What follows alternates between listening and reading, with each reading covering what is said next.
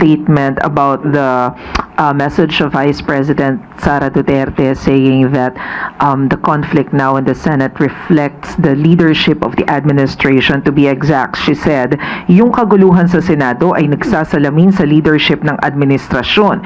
Yung kaguluhan at kawalang direksyon ng ating bansa ay nagsasalamin kung ano yung klase ng leadership na meron ng nakaupo sa palasyo at ng ating administrasyon, dahil lahat naman ng tao ay nare-recognize nila kung ano yung direksyon ng isang leader. Your comment on that, ma'am?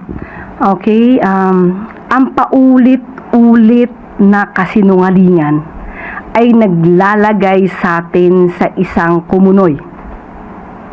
Habang ang Pangulo ay patuloy na nagtatrabaho para ayusin, mabigyan ng mga tulong para mapaganda ang buhay ng bawat Pilipino, lalong-lalo na't may kinakaharap tayong global oil crisis, pati na po ang nangyaring lindol sa Mindanao. Patuloy na nagtatrabaho, samantalang ang Vice Presidente ay patuloy sa paninira at binabago ang naratibo. Ang dapat nating tandaan, ito naman ay nasa records. Ang putukan na nangyari sa Senado, hindi po ito pinag-utos ng Pangulo. Ito ay may pagsang-ayon si Senator Alan Cayetano. Inamin din naman ni Senator Bato de la Rosa kung bakit pinilit na siya'y pumunta at bumoto. Una, to change the leadership. Pangalawa, for the impeachment. So ang mga tao sa likod na to, ang lahat ng ito, lahat sila yung nagsasabing dapat na ibasura ang impeachment. Ito ay lahat para sa proteksyon ng Vice Presidente. Ang pagpapatakas kay Senator Bato de la Rosa sa tulong ni Senator Robin Padilla, hindi ito nanggagaling sa Pangulo. Ang dalawang sinabi nating senador ay kaalyado ng Vice Presidente. So, hindi totoo na patungkol daw sa kahinaan ng liderato sa administrasyon. Kundi ito ay sa patuloy na pang-aabuso sa kapangyarihan para lamang sa kanilang mga kaalyado. So, huwag sana mamihasa sa pagdudungis ng iba para magmukhang biktima sa ating mga mata. And Yusek, speaking of impeachment, is the palace in a way concerned that the impeachment proceedings might be affected now that there's still a gridlock in the Senate? Hindi lamang siguro ang palasyo ang nakakita niya, kundi buong sambayan ng Pilipino. Ang nais lamang po ng Pangulo ay masunod ang due process, masunod ang proseso, masunod ang rule of law. Para kung may kailangan managot, dapat na managot. Kung kailangan na malinis ang pangalan, dapat linisin ang pangalan. So, yun lamang po ang concern ng bawat Pilipino. Dapat makita natin ang katotohanan, hindi sa pagtatago gamit ang kasinungalingan. Yusek, isa-segue ko na po dun sa isang issue. This time, were you able to talk to the President about the proposal to rejoin the International Criminal Court? Because I understand there's a latest post by Congresswoman Laila De Lima, and she said that she is asking what is preventing the President from initiating the process for the Philippines to rejoin ICC. Sabi po niya, this tests the administration's sincerity in preventing impunity and upholding justice and accountability. Why is the government standing idle on this matter? Huli natin nakausap ang Pangulo kahapon patungkol po dyan. At sabi po natin kahapon ay hindi tayo muna magkakomento dahil ang pinakahuli po na nais ng Pangulo ay hindi pa magre-rejoin sa ICC. Iginagalang natin or nadidinig natin ang sinasabi ng kagalang-galang na Congresswoman Laila De Lima. Pero hindi po ibig sabihin na kapag hindi pa nag-rejoin sa ICC ay hindi na makikita ang sensibilidad ng administrasyon para mapanagot ang dapat na mapanagot. Tayo po ay tumutupad sa ating batas, ang RA 9851. Ito po ay isang tool na magagamit para mapanagot ang dapat na mapanagot ang mga taong may kaso sa ICC. Nakita na po nila, na-surrender na po natin mismo ang dating Pangulong Duterte sa ICC gamit ang RA 9851 at ang pag-obserba natin sa residual obligations, pati po ang ating kooperasyon sa Interpol. So hindi po ito nagpapakita na walang sensibilidad ang administrasyon para mapanagot ang dapat na mapanagot. Hindi po dyan nagtatapos. Hinahanap po natin at tinutugis pa si Senator Bato na pinangalan ng co-perpetrator ng ICC para sa crimes against humanity. Thank you, Yusek. Sunod na tanong mula kay Tristan Nadalo, Newswatch Plus. Hi, Yusek. Good afternoon. Follow-up lang din po sa naging pahayag ni Vice President Sara Duterte, wherein she said na para ma-resolve po yung issue sa Senate leadership ay dapat mag-usap-usap yung 24 senators, including yung mga nagtatago at yung mga nakakulong. Is this even a realistic or responsible proposal coming from the Vice President? Una-una siguro po i-advise niyo siya, total lawyer naman siya, nabasahin po yung Avellino versus Cuenco para magkaroon siya ng kahit konting kaalaman sa sinabi po ng Supreme Court patungkol po dyan. At kung sasabihin nyo kung realistic, unang-una hindi po agad makakapunta o makakadalo, makakaboto ang isang nakaditine. Dahil ang may sako po dito ay ang Korte, hindi po ang Senado. Pangalawa, kung yun po ang nais niya na makabalik sa Senado, si Senator Bato, welcome po yun. Mas maganda kung kanyang i-encourage, pipilitin, kamukha nung ginawa ni Senator Cayetano, na makapunta at makabalik si Senator Bato de la Rosa sa Senado para siya ay umaten ng mga session. In response po, si House Deputy Speaker Paulo Ortega, nag-statement po siya kay VP Duterte. Sabi niya, Ma'am VP, respectfully, parang mahirap sisihin ang Malacanang sa gulo ng Senado kung karamihan sa mga bida sa drama ay mga BFF at political allies mo rin. Nag-agree po ba dito ang palasyo? Sa ating paningin, hindi lamang po ang palasyo maaaring mag-agree dito. Karamihan po sa atin, nakikita po naman ang katotohanan. Naniniwala na lamang po siguro, ang tanging naniniwala na lamang po siguro na may kasalanan ang Malacanang dito, or kahinaan ng Malacanang, or palasyo o ehekutibo patungkol dito sa nangyayaring gulo, ay silang dalawa na lamang ni Senator Alan Cayetano. Last question na lang po on the Senate. Yung threat po na sinasabi ni Acting Senate President Sherwin Gatchalian, sabi niya, the alleged security threat against the Senate may be linked to the 18 former bodyguards of Zaldico. Konektado ro po yung natatanggap na banta nila and yung possible armed attack to disrupt Senate activities. How concerning po ito para sa palasyo? Of course, very alarming, very concerning dahil alam naman natin kung sino ang nasa likod ng 18 Maleta Boys. Walang iba kundi si Mike Defensor. Nahayagan, na sumisigaw, na gusto niya mapatalsik ang Pangulo sa pwesto. So ano pa ba ang kanilang magiging motibo? Kung babasahin nyo at titignan nyo ang mga kwento ng 18 Maleta Boys, butas-butas, walang pinanggagalingan, walang basihan, ano pa ba ang motibo dito?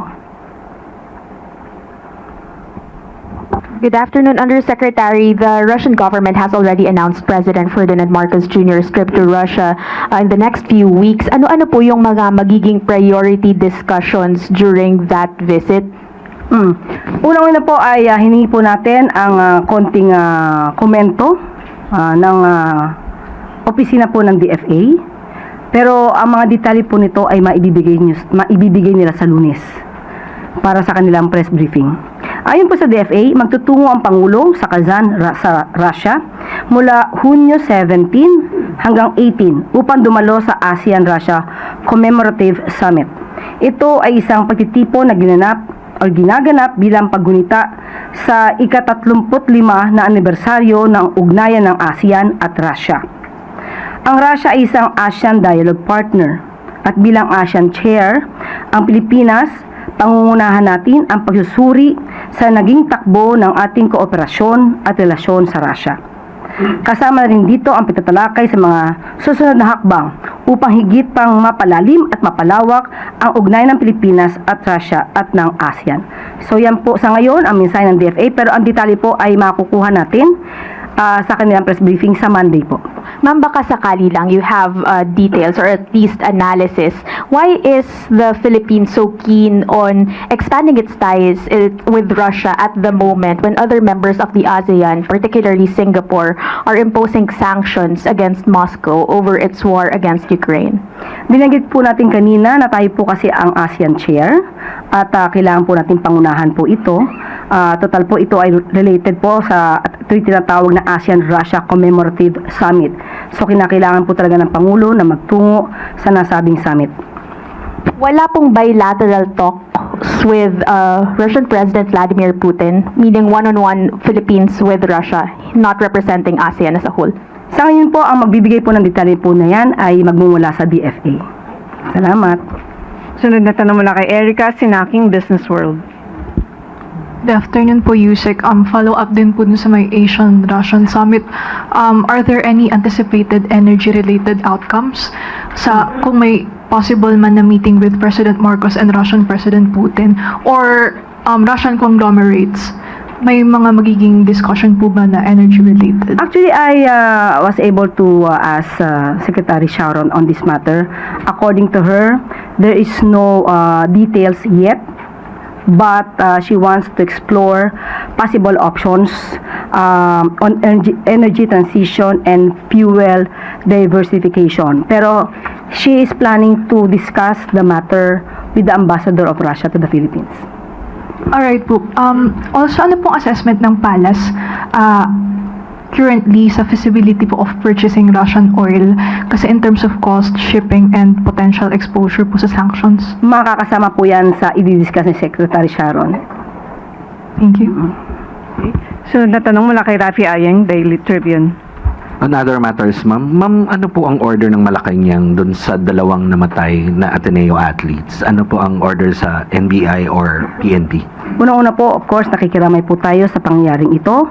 At ang nais din po ng Pangulo, hindi lamang po tayo sa sitwasyon na ganito, pero sa lahat po ng mga Pilipino na pupunta sa ganitong klaseng sitwasyon, dapat pong agaran ang pag-iimbestiga. Kasi po may mga rumors na parang naging hazing instead na training yung nangyari dun sa mga bata. So, kailangan po talaga ng agarang pag-iimbestiga dito dahil hindi po naging maganda ang naging resulta ng sinasabing training. Of course, hindi po natin kailangan i-preempt or mag-prejudge dito. So, kailangan po talaga ng agarang investigasyon.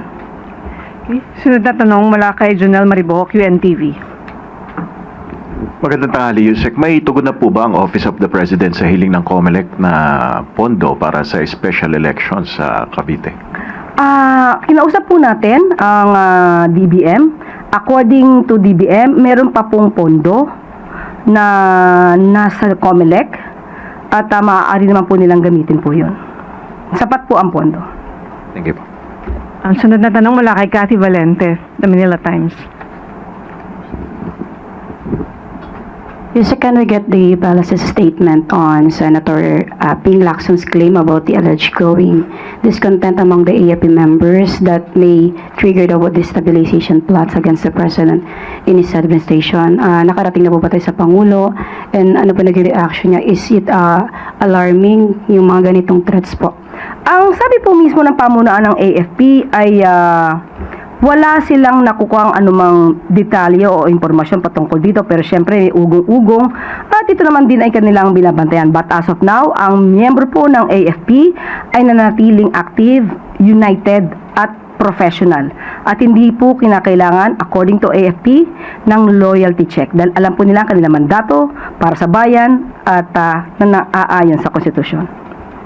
Sunod na tanong mula kay Ann Soberano, Bombo Radio.